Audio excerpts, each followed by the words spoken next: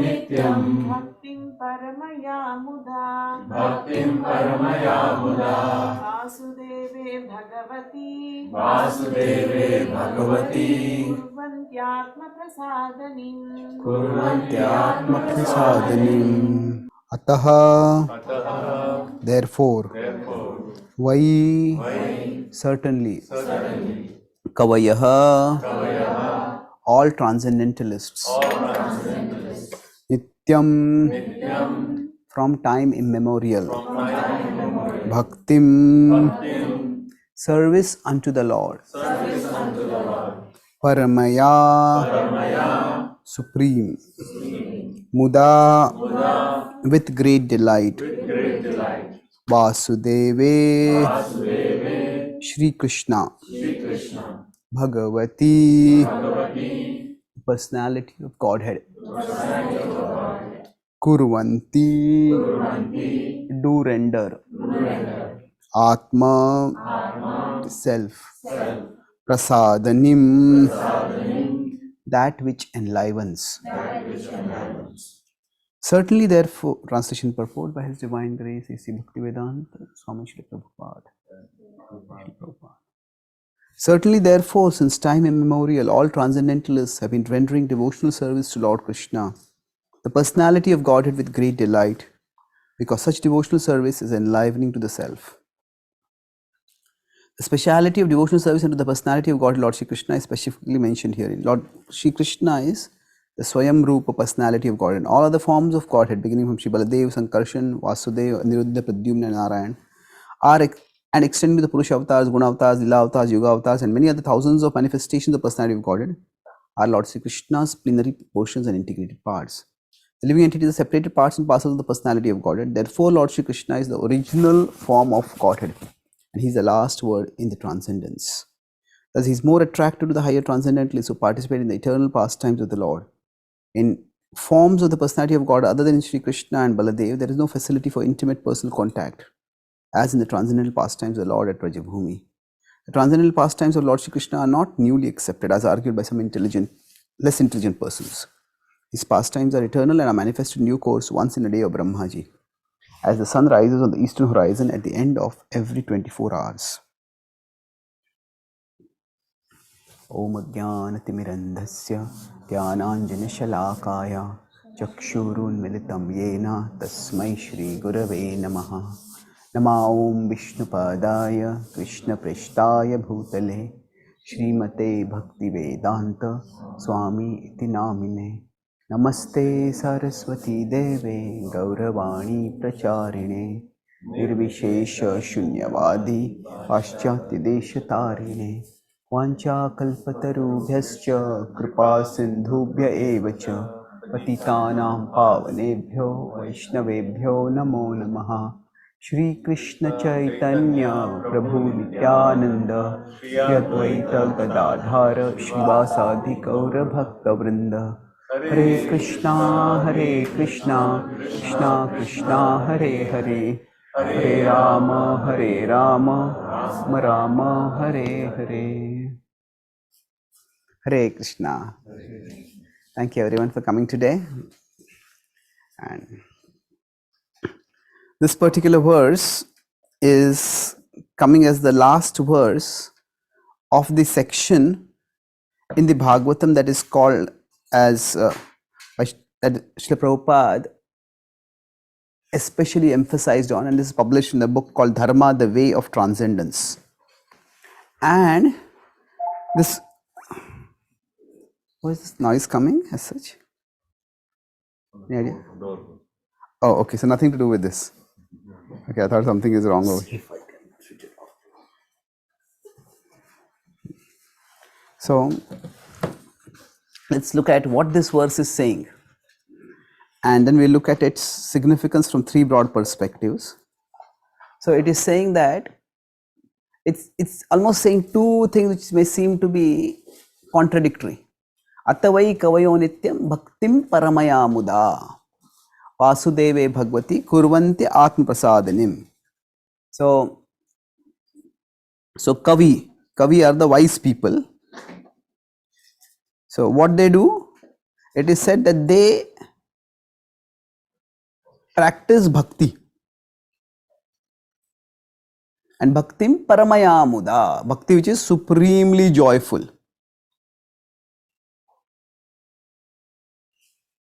So, kurvanti atma prasadinim, that, let's put it this way.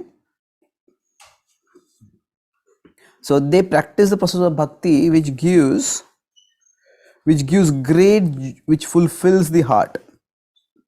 So, bhakti which satisfies the heart. They practice the process of bhakti which satisfies the heart, atma prasadinim. And Prabhupada focus on the point that bhakti is practiced for Krishna. So when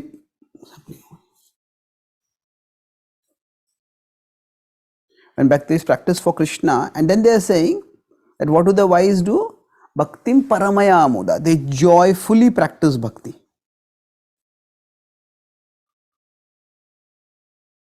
So now what is being said strangely over here is, or what is strange about this is, that they are joyfully practicing the process that gives joy. So, Atma Prasadinim, that is the result, it is saying. So, the result is that there will be joy, but they joyfully practice the process that will give joy, or that gives joy. So, then that raises the question that if somebody is, say, practicing bhakti, if we are on the path of bhakti, so is it that joy is at the end of this path, or is it that joy is something which we have to bring into the path? We have to joyfully practice bhakti. That means, is joy the inherent to the practice of bhakti, or is joy an ingredient of the practice of bhakti, or is it the product of the practice of bhakti? Like generally, if you do some chemical process, then there is a product of the process, and then there is a raw material for the process. The raw material is the thing that you bring together, and then that gives the product. So, is bhakti the raw material? Is joy the something which is a raw material that we have to bring into the practice of bhakti, or is it a product that we will get by the practice of bhakti? So, one way to understand is Prabhupada gave this very common answer: chant Hare Krishna, what was it? And be happy.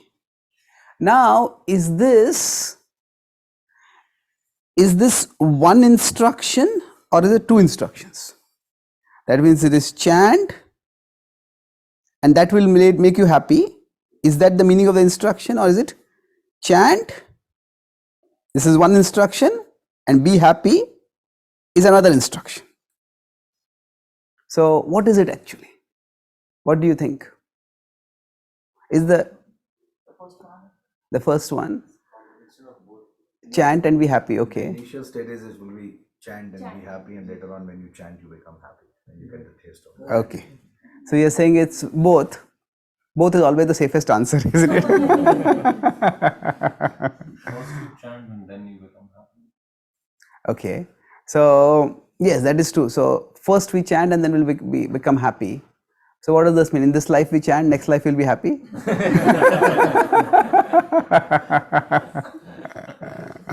So actually there are two distinct things over here. If you look at the background of this verse, ata means is therefore. Now any time if you are hearing a talk and you hear the sentence starting with therefore, what comes to our mind? It's a conclusion. What came before that? Therefore, we will all go to Vrindavan Yatra this year. Okay, wait a minute. What came? Why are we going? I want to know what came before that. And if we hear a talk in the middle of somewhere, and therefore we would like to replay. Okay, what came before that? So, to understand the answer to this question, let's go backward. So, this series of verses 166 to 22.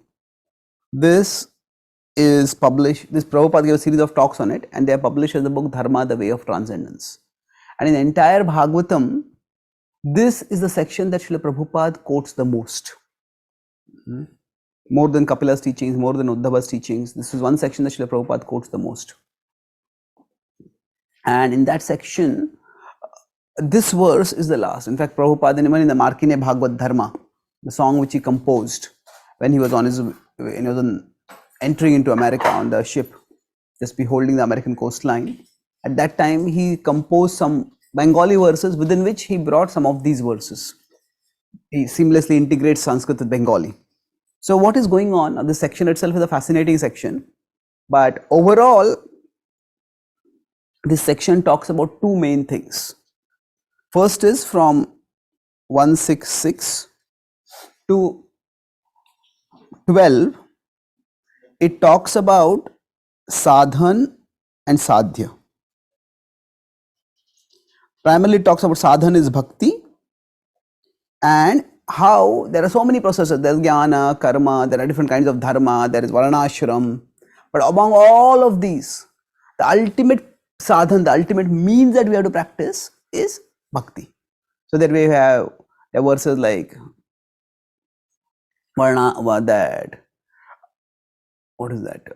Jnana Vasudeva Bhagavati Bhakti Yoga Prayoja Janatya Ashu Vairagyam Jnanam Cheda Hetukum, the 7th verse.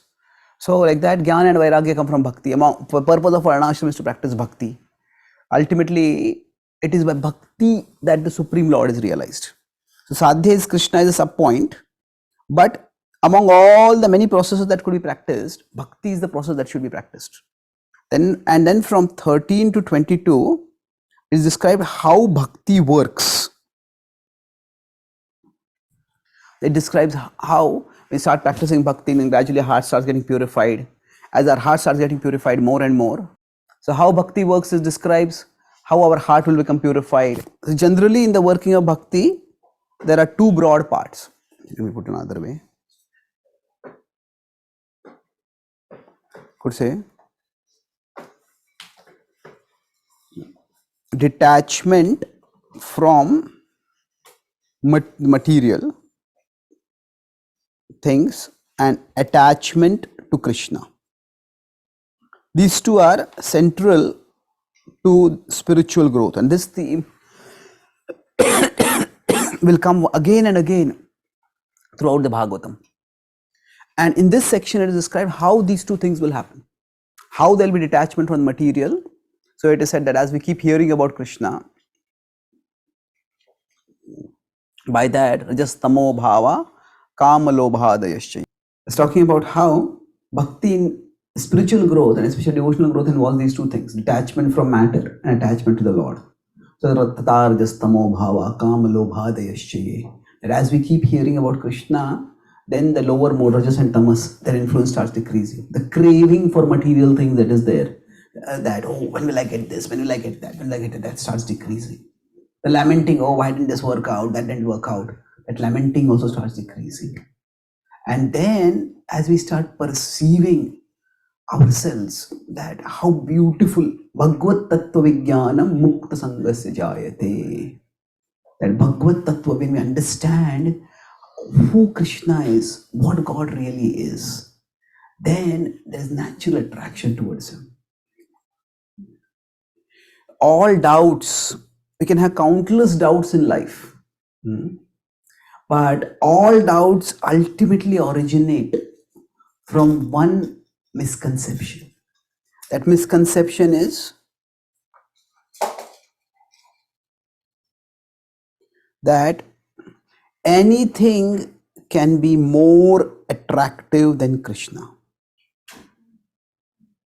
That ultimately, when we say, okay, my determination is weak, all that it means is that we find that something else is more attractive and Krishna is less attractive.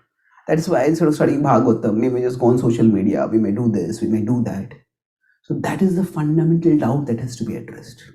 And when Krishna is revealed in his attractiveness to us, Bhagavad Tattva Vijnanam Mukta Sangasya Jayate, we become free from everything that pulls us away from Krishna. So the idea that does God exist, does God really care for me, is this philosophical point right? How do I make sense of this Bhagavatam cosmology? This. So many doubts may come up, and we have to address those doubts as they come up. But ultimately, this is the fundamental doubt that keeps us away from Krishna. Wealth is more attractive, that beauty is more attractive, that power is more attractive, fame is more attractive. So many things like that. And by the practice of bhakti, we slowly start realizing that it is Krishna who is supremely attractive. So this when we understand this, then we devote ourselves to Krishna. And when we just devote ourselves to Krishna, it is saying that the conclusion of this section is, because bhakti is the supreme sadhan, bhakti is what will give us the supreme kalyan, it will give us the supreme auspiciousness. Therefore, we should practice bhakti. That is the conclusion in this verse of this particular section. Now, with that in the background, now let's try to understand what is the role of happiness in bhakti. In one sense, we all want to be happy. And that is just natural. We are anandmayo abhyasat, we seek happiness. At the same time, we want happiness that integrates into a meaningful life. We don't just want happiness alone. So if we consider, if this is the circle of meaning, and say this is the circle of, sorry, it's not a circle. Okay. Okay. Say this is the circle of pleasure. So for example, somebody just sits down and just starts playing video games for hours.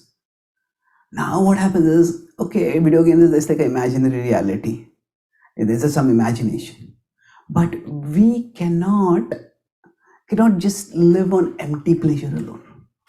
So there are two options, many, but mainly two options. Either we find pleasure and then within that pleasure we try to find some meaning.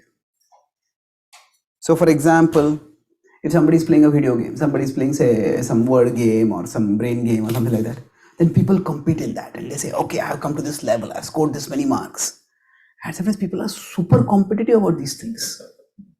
Suppose even there's some these TV shows might be there, and then the Star Wars or Avengers, Marvel Universe, people have these Comic Cons, and then when people just come together, wear those costumes, and then they compete. Who knows more about this character and that character and this thing and that thing? So there is something which is primarily for pleasure, and then we find meaning within that. The meaning is, okay, I am accomplished in this field. I know so much about this field. And people, so just knowing it is fine, but okay, what is the value of knowing it?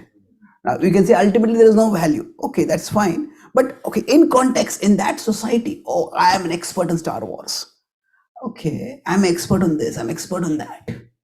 So we find something which is a source of pleasure and then create some meaning within it. Or the other way is we start with something which has meaning and then we find some pleasure within it. So that means something that we do, it's tough. It's, say somebody decides to become a doctor. A doctor, you can say that there's a lot of money, there's a lot of respect, there's pleasure in that. But along with that, you're helping others. There's some meaning in that. Like that, somebody might start up work in a particular profession, or they might do a particular activity. So if somebody does some charitable work, for example, they say, I feel I'm making a difference in society. I'm doing something valuable. And then within that, they get pleasure. Now, if somebody is doing charitable work, it is not that the only thing they get is pleasure. There is a lot of anxiety in that. Like if we do, even when we are trying to do say, service to Krishna, is this service to Krishna always enjoyable? Well, not necessarily. Isn't it? Sometimes there are conflicts among devotees. Sometimes there are obstacles from the outer world. Sometimes we have to juggle to balance our schedules. But there is meaning over there. So what happens is that when we pursue meaning and within that we find some pleasure. So it is not that when we are practicing bhakti, every moment is a moment of joy. But we understand that every activity that we're doing in bhakti is meaningful. It is valuable. It is connecting us with the ultimate reality, with Krishna. And same way, that could be for other activities also. So we could say that, to put it another way, there could be levels of meaning. There could be something which is basically meaningful. That if I don't even have food in my house, then we could say that basically maintaining my life, prana, that is the basic level of meaning. If somebody is in Ukraine right now and a war is happening and they have to flee, they may hide somewhere, they may do this. What's the point of it? I have to survive. So survival is the basic level of meaning that we seek. And from there we move onwards. Once we survive, then meaning might come through. Okay, I don't just want to survive. No, I want some comfort, I want some pleasures. Then I want some position in society. When somebody says that, I want to do justice to my talents. I want to do something enduring in my life. So we could say survival is the first level. Then another level of meaning could be comfort. Then I don't want comfort. I want some power or prestige. Comfort is, you could say, more physical.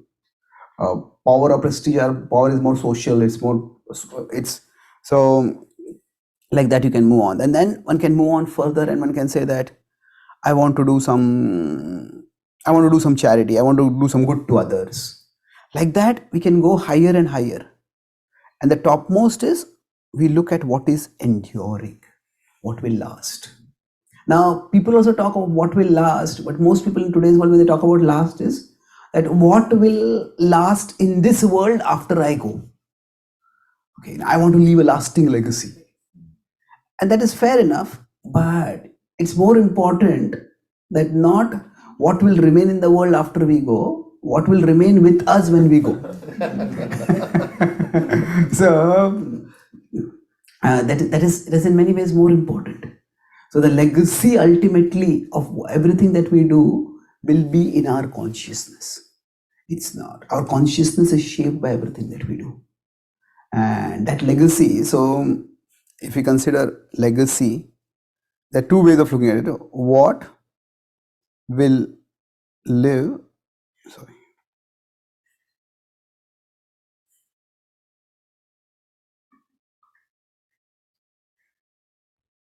what will remain when we go. So people often envision, okay, if you die, there are authors which talk about, imagine your funeral or your memorial. What would people want? What would you want people to think about you? They want to say that it's very selfish, this kind of person, that kind of person. They want to think about. So it's okay, it's good to think about it. That will make us a little more selfless, a little more caring. When we die, what people think about us matters, but what we think about when we die matters even more. Isn't it? Because our consciousness at the time of death is going to determine our destination much more than people's consciousness about us. So, okay, this is good enough, but this is far more important. What will remain with us when we go?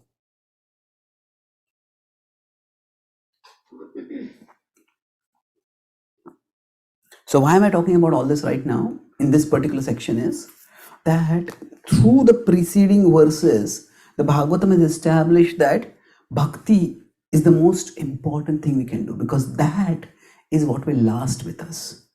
That bhakti reshapes our consciousness. So what will remain with us when we go is our consciousness. It is our Chaitanya.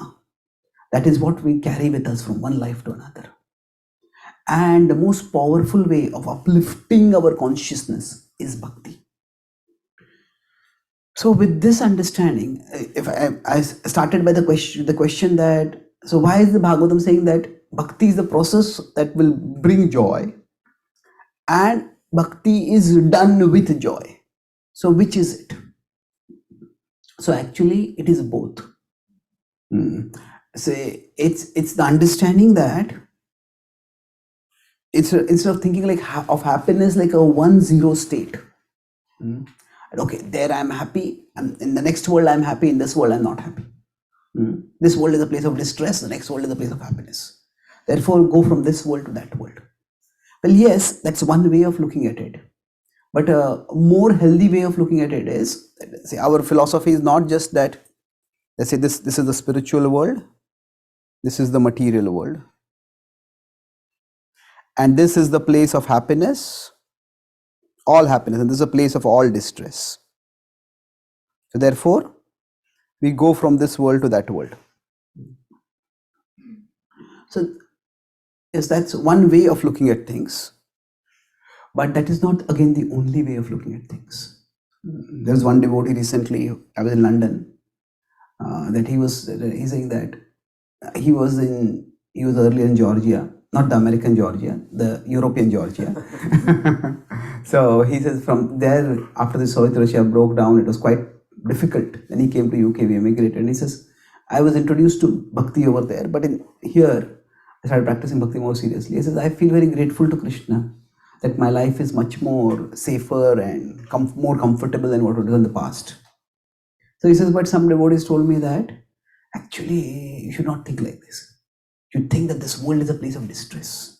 And you think that this world is a place of distress, that is when you will become focused in practicing bhakti. So, well, yeah, that's one way of looking at it. But it's not the only way. Like suppose a boy proposes to a girl, please marry me. He says, why? She asks, he says, because no other girl in town is ready to marry me.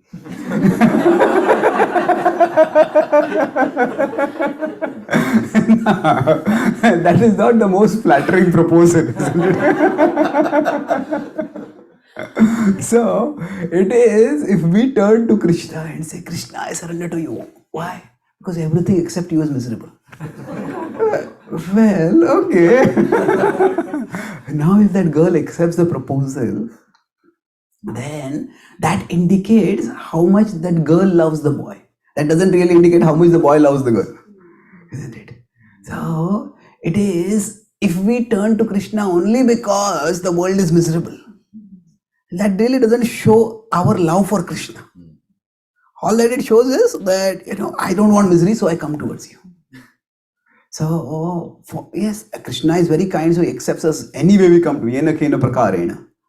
But the idea is that as devotees, we understand that Krishna doesn't just say, so one way of looking at this is that Krishna exists only over here and then I go from here to there. But the bhakti understanding is, this is the spiritual world, this is the material world, and Krishna's jurisdiction exists everywhere. Not just jurisdiction, but Krishna's presence is also there everywhere. Krishna is present as the Paramatma. And of course, in the spiritual world, Krishna's presence can be perceived much more. So if we consider our life journey this way, say we are in the material world and say at one particular point, if this is a graph of time, so it is like we are here, so this is all this is distress, this is happiness. So it is not that in this world we are living in distress, and suddenly one day we go to the spiritual world and there is happiness. That it is that here there is no Krishna and then there is Krishna. But rather the spiritual journey is more like this. That in this world itself, it is an increment. We start perceiving Krishna's presence, Krishna's blessings, Krishna's love, and the happiness thereof more and more in this world itself. So, spiritual growth means that as we start practicing bhakti, we start connecting with Krishna more and more. And as we connect with Krishna more and more joy starts coming in our life. So what this verse in one sense means is, it's saying that when we start practicing bhakti, for us, at least initially in the practice of bhakti, we are joyful because we are on the path to joyfulness. It is like somebody has been very sick for a long time and they tried many treatments and nothing has worked. And now finally they found a reliable doctor, they found a working treatment. They are not yet cured, but they are happy that that there's some treatment, something is working. I think 2003, 2004, I was continuously sick for almost 1.5 years and nobody could diagnose what was wrong. So then finally I went to a doctor, I done some tests, they did some diagnosis, they found that I went to the doctor was looking very grave. And I asked him, what's the matter? He said, you got TB. My first reaction, thank God. And he looked at me as if I had gone crazy. He said, you got advanced TB. I said, thank God. So I thought thanking God that I had TB, but I was thanking God that at least we know what is the problem. Then there can be treatment. So initially it may not be that when we practice bhakti there is immediate constant joy. But so when we say that this is the joy will increase, here we could say there is constant joy. As we become absorbed in the remembrance of Krishna, there will be constant joy for each one of us. But here there is joy because we are on the path to joy. So that does not mean that there is no joy inherently. There is joy. But we may not be experiencing, I'm not even experiencing health immediately. But I'm at least experiencing relief that I'm on the path to health. So for us, which part we are at particular times? Our mind, that's why I said Dr. meaning and pleasure. So in one sense, in the initial stages of bhakti, we could say that the circle, this is something meaningful. I'm taking this treatment, I'm waking up in the morning, I'm chanting the holy names, I'm studying the Bhagavatam. All this is because it is meaningful. And we focus on the meaning and the pleasure is there because we know this is meaningful. Now sometimes we'll also experience pleasure. But as we keep growing more and more, what will happen is this, within the circle of meaning, the pleasure will start becoming more and more. So if we consider the topmost level, actually the pleasure goes beyond the meaning. The Vrajavasis love Krishna not because he is the supreme reality. They love him because he is so lovable. So at that level, the meaning, the joy becomes far beyond the meaning. Now that doesn't mean the joy is meaningless. Rather, they are not serving Krishna because of philosophical conviction. It is just personal attraction. Love Krishna. We love Krishna and he's so wonderful. So for us at our stage, when we are practicing bhakti, now we could say the joy that we experience is generally emotions are associated with the mind. And the meaning is associated with the intelligence. This is meaningful. So that's why in one sense in the practice of bhakti, the intelligence and the mind. The mind is associated with emotion, it is associated with happiness, pleasure. The intelligence is associated with the reason, it is where meaning is found. And initially for us, we may need to equip our intelligence through philosophical reasoning, through scriptural reasoning, to, okay, why is this important? Why should I be practicing this? And when we keep doing that, so initially the focus is on the meaning, the pleasure is subordinate. But as we keep practicing bhakti, the pleasure will also start increasing. And in this way, when they say the sages practice bhakti constantly, what it means is that they practice bhakti because they understand it is meaningful. And with that understanding itself brings joy. So joy can be at various levels. Let's just take, if you're say, going back to the example of medicine, if somebody is studying medicine and they understand a particular concept, so that understanding it's hey, this brings great joy. But eventually they understand how this disease happens, how this medicine works, they're doing some research, you find this, and then they apply it, and then somebody who is sick gets cured. That gives even greater joy. So there are, rather than thinking of joy as a 1-0 state, it's like a multi-level stage.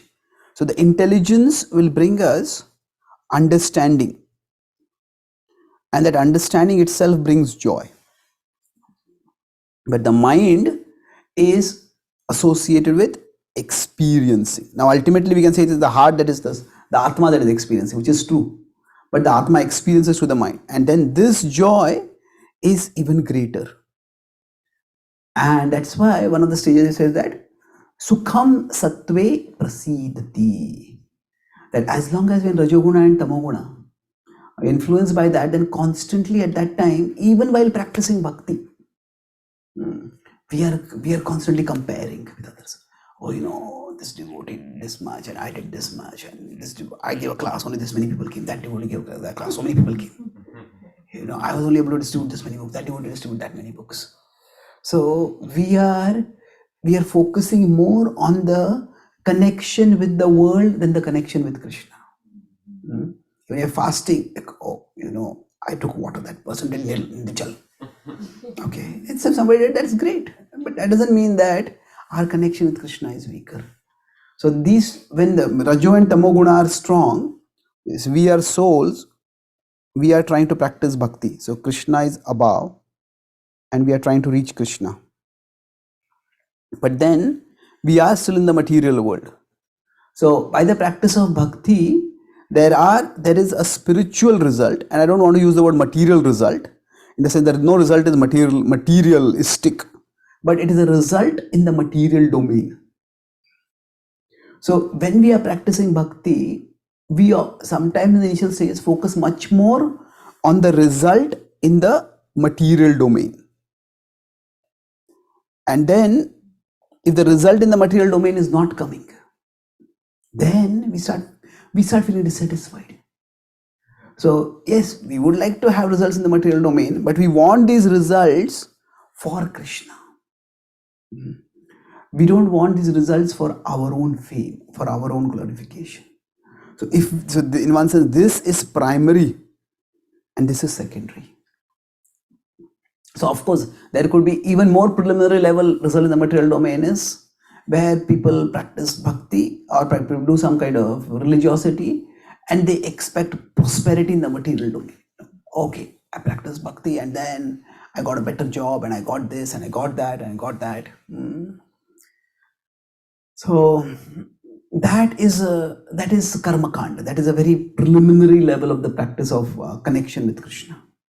But so sometimes you may look for material results within the practice of bhakti itself, which is okay. That's just a human mentality. But as our vision starts shifting upwards toward Krishna, that is when we start experiencing joy more and more. So it is not that Krishna is hiding joy from us. I conclude with 2 points. It is not that, it says, why is it that we will experience joy as we advance? And why can't we experience joy right now? So Krishna is always the source of joy. Krishna is Sabasukha Sagar, Sabaguna Agar. As the Vaishnava song says that he's the reservoir of all happiness. But what happens is, as long as our consciousness is not purified, is not in the mode of goodness, it is, if this is my consciousness, and this is Krishna as the supreme source of happiness. So, as long as our consciousness is not steady, is not pure. So, if the consciousness is impure, then our consciousness keeps moving. It connects with Krishna, but then connects with so many other things. And it's like somebody is eating food, or if you have a small baby, if you have a small child, giving the child something delicious, but the child just doesn't want to eat. So what happens is, what we're giving is some nice, some sweet milk or something like that. Child is shaking that, no, I want that toy, I want to go here, I want to play. So the milk is going to the child's mouth, but much of the milk is going all around. And because the child is not tasting it, the child is, I want that toy, I want to go and play, I want to do this. But slowly through it all, the mother holds on the child's mouth and keeps feeding. And after some time, the child says, hey, this is nice.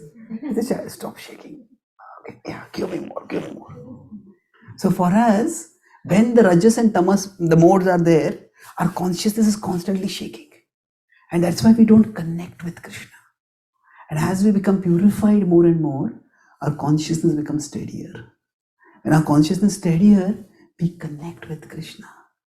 And as we connect with Krishna, we start experiencing more and more happiness. So that's how, as we advance, I said that happiness is not like this, happiness is like this in the path of bhakti. So why is it not at this level right in the beginning itself? That is not because Krishna is inaccessible, but because our consciousness is unstable. So it is, so when we say Krishna reveals himself more and more, that is also true. But in one sense, why would Krishna not reveal himself to everyone? So if we feel that initial deficit of happiness, it's not that there's no happiness, but the less happiness is there. That is not because Krishna is inaccessible. Krishna is present in our own hearts. It is more because it is our consciousness is unstable. And as we become purified, our consciousness becomes stabler, we will start experiencing Krishna more and more. But till that time, till our consciousness is going to become stable, at that time we have to accept that, okay, what I'm doing is meaningful even if it is not joyful.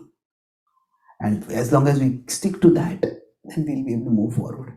In the Sandarbhas, Jiva Goswami explains that, see, this is the Atma, this is Krishna. So he says, ultimately, the connection between the Atma and the Bhagwan is through bhakti, or bhakti culminating in Preeti. This is the soul, this is Krishna. That the soul, once the soul has love for Krishna, then the bhakti connection itself will be stable. But till that time happens, below the soul is the intelligence. Then there is the mind. Then there are the senses. And then there are the many sense objects. So till this connection is there is a gravity pull this way. We will just be pulled toward the sense objects.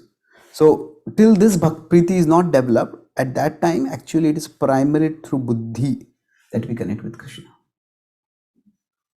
So because this is the highest and the best, but this takes time. But while that is not there, the second level that we connect ourselves with Krishna is through our buddhi. And to the extent we stay connected with Krishna through our buddhi, to the extent we can stay stable even if that taste is not there. That even that the intelligence itself gives us the necessary taste. And by that we can keep connecting with Krishna and moving closer and closer to him. So I'll summarize. I spoke 4 broad points today. The first is, we started with the question itself. So is happiness the product or the ingredient, the raw material in bhakti? So that was our question, and to understand the answer, we started by looking at what is the nature of happiness. So we talked about the intersection of meaning and pleasure. That sometimes within pleasure we seek meaning, sometimes we find meaning and then within that we seek pleasure. So in bhakti, the idea is that we focus first on meaning, and then we discussed about how we essentially, when we function in life, there are various things that give us meaning. We start with survival and other things like that. And then I talked about how within bhakti, it is the connection with Krishna that brings pleasure. So it is not that the material, in bhakti, the pleasure is not like this. It is not suddenly we go to the spiritual world and one day we'll become suddenly happy. We are able to see Krishna in this world also, and we appreciate Krishna in this world. But we understand that Krishna is much more accessible for our consciousness as we become purer and we attain the spiritual world.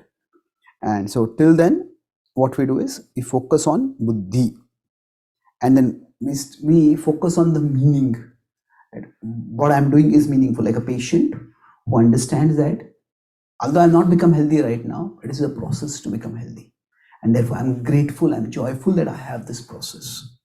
So it is sometimes the practice of bhakti will bring joy, but sometimes it is with our intelligence we bring joy into the practice of bhakti. We bring gratitude. Yes, I'm happy that I have this practice. So even if there is no joy, we continue on. So yes, for us, we all want happiness, but rather than making our practice of bhakti conditional to the experience of happiness, we we make our practice of bhakti based on our intelligence, based on our understanding of the meaningfulness of bhakti, and that's how we'll bring stability into our consciousness, and then greater experience of joy will follow. Thank you very much. Hare Krishna.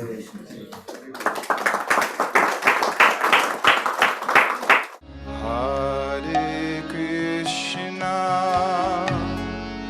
Hare Krishna, Krishna Krishna, Hare Hare.